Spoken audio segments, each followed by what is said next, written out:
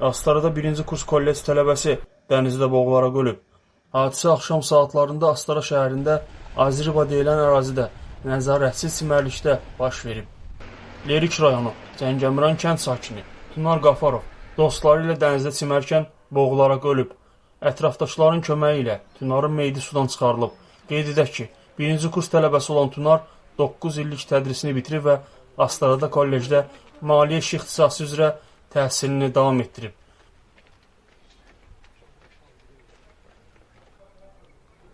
Tunar Qafarovun meyidi məhkəmə tibbi ekspertiziya və patoloji anatomiya birliyinin Lənkəran rayon şöbəsinə təhvil verilib. Faktla bağlı Astara rayon prokurorluğunda araşdırma aparılır.